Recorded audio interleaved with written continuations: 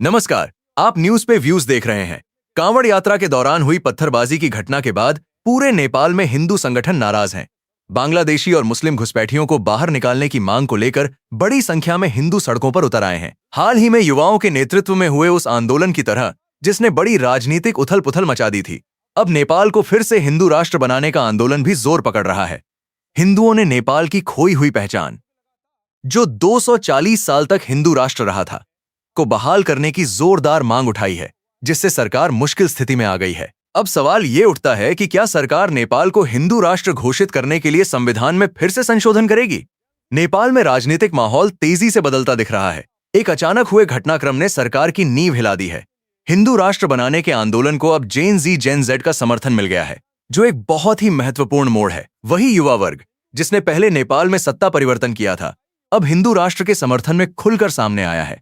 जो युवा कभी धर्मनिरपेक्षता की आड़ में अपनी सनातन पहचान छिपाकर रखते थे, वे अब एक साथ मिलकर नारा लगा रहे हैं, गर्व से बोलो हम हिंदू हैं। गौरतलब है कि शाही युवा शक्ति नेपाल द्वारा हिंदू राष्ट्र और राजशाही के समर्थन में शुरू किए गए हस्ताक्षर अभियान को अब तक 18,54,01,854 मिलियन हस्ताक्षर मिल चुके हैं, ऑफलाइन और ऑनलाइन दोनों तरह से।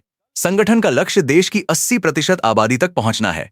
हिंदू सम्राट सेना, महाकाली युवा शक्ति और हिंदू युवा संघ जैसे समूहों के जरिए युवा हिंदू राष्ट्र के आंदोलन को गति दे रहे हैं। इस आंदोलन में युवाओं की भागीदारी बालेन शाह प्रशासन के रुख को बदलती हुई दिख रही है। सरकार के कई नेता और मंत्री अब जेन जी के नेतृत्व वाले इस आंदोलन का समर्थन कर रहे हैं। कुछ राजनीतिक दलों ने भी युवाओं के नेतृत्व वाले इस आंदोलन के समर्थन में अपना रुख बदला है। काठमांडू में नेपाली कांग्रेस के एक सम्मेलन में पूर्व प्रधानमंत्री शेर बहादुर द्वारा हिंदू धर्म के समर्थन में नारे लगाने के बाद इस आंदोलन को और गति मिली। युवाओं ने इस नारे को उत्साह के साथ अपनाया है और सोशल मीडिया पर अभियान चला रहे हैं।